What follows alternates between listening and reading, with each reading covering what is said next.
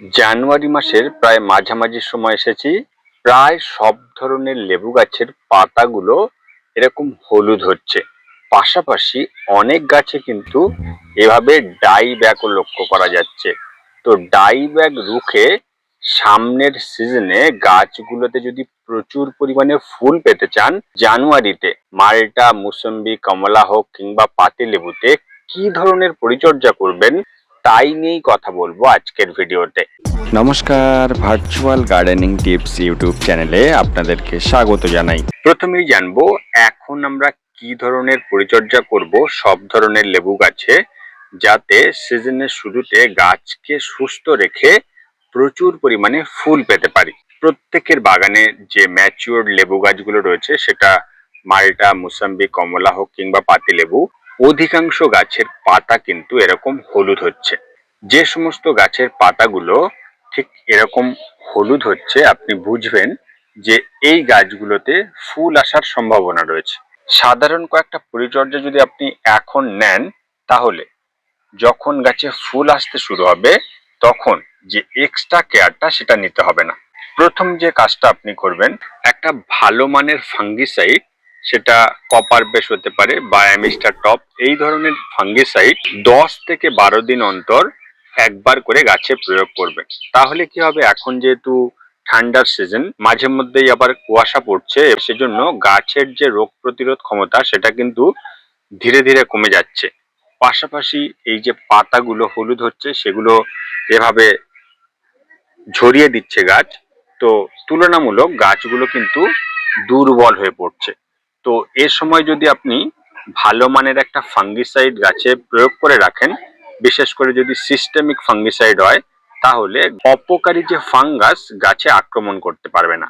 তো সেজন্য Amistar top হোক বা ব্লু কপার এ সময় গাছে প্রয়োগ করবেন। যদি আপনি ব্লু কপার দেন, সেক্ষেত্রে 1 গ্রাম 1 লিটার জলে গুলে সকালের দিকে স্প্রে করবেন।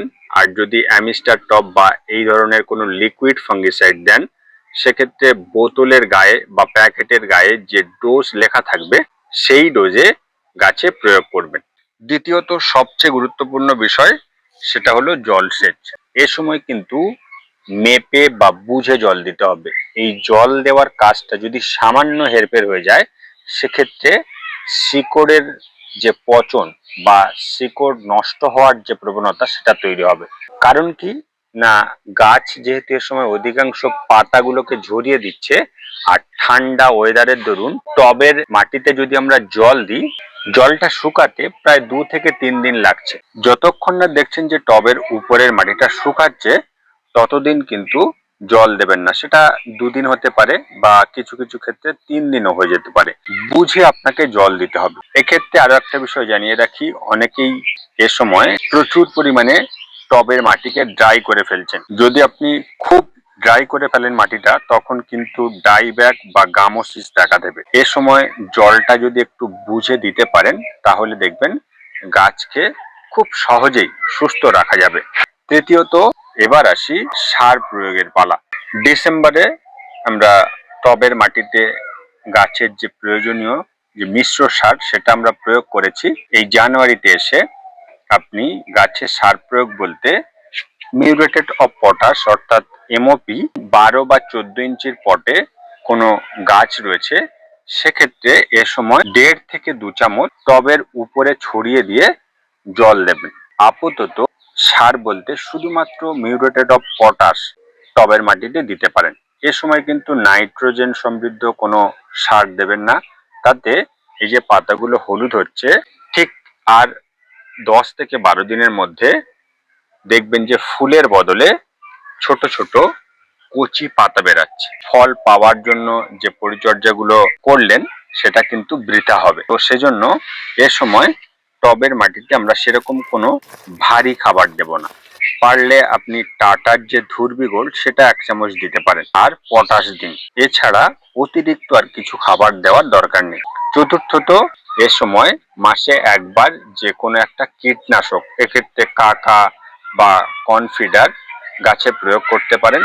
তাহলে যে পোকামাকড়ের থেকে গাছকে সুস্থ সবল রাখা যাবে। যদি দেখেন যে ডাইব্যাক হতে শুরু হচ্ছে, তাহলে বুঝতে হবে যে শিকড়ের সমস্যাজনিত কারণে লেবু গাছের যে ডাইব্যাক সেটা দেখা দেয়। তখন শিকড়ের ট্রিটমেন্ট করতে হবে। তো লেবু গাছের শিকড় সুস্থ রাখতে কি কি পরিচর্যা করবেন সে বিষয়ে ডেডিকেটেড ভিডিও এর পরে আমি আপনাদের সঙ্গে শেয়ার করব। এতক্ষণ ধরে তো জানলাম যে লেবু গাছে ভালো ফুল পেতে গেলে পেস্টিসাইড, ফাঙ্গিসাইড থেকে শুরু করে গাছের জলসেচ ও পরিমিত সার গাছে প্রয়োগ করতে হবে। এবার বলবো এখন কোন কোন কাজগুলো একেবারেই করা যাবে না। প্রথমত, যদি আপনি সামনের সিজনে গাছ থেকে ফলন পেতে চান তাহলে এখন কোনো গাছ কিন্তু রিপোর্টিং করবেন না। দ্বিতীয়ত, নাইট্রোজেন বেস যে সমস্ত ফার্টিলাইজার রয়েছে যেমন ইউরিয়া, ডিএপি, সর্ষের খোল থেকে শুরু করে ভার্মি কম্পোস্ট, এই ধরনের সার গাছে এখন প্রয়োগ না করাই ভালো। যদি আপনি ছোট গাছের গ্রোথ চান তাহলে এই ধরনের ফার্টিলাইজার গাছে অ্যাপ্লাই করতে পারেন। তৃতীয়ত, গাছ এ সময় ছায়াতে রাখবেন না। তো জানুয়ারিতে মাল্টা, মুসাম্বি, কমলা হোক কিংবা পাতিলেবুতে অবশ্যই করে যে কাজগুলো করণীয় সেগুলো চটপট সেরে ফেলুন, আর যে বিধিনিষেধগুলো আছে সেগুলো মেনে চলুন।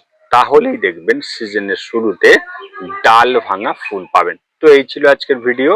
আপনার গাছের ডিজিটাল বন্ধু ভার্চুয়াল গার্ডেনিং টিপস ইউটিউব চ্যানেলটিকে সাবস্ক্রাইব করে রাখবেন এরকম গার্ডেনিং রিলেটেড ভিডিও পেতে। আজকের এ পর্যন্ত, দেখা হচ্ছে নেক্সট ভিডিওতে। নমস্কার।